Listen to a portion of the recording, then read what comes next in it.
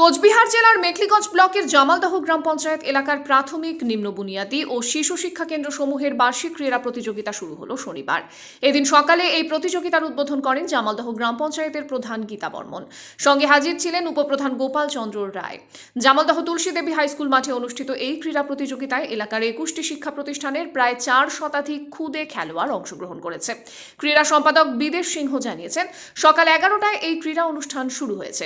মোট 33টি ইভেন্টে খেলা হবে। খেলা চলবে সন্ধে পর্যন্ত।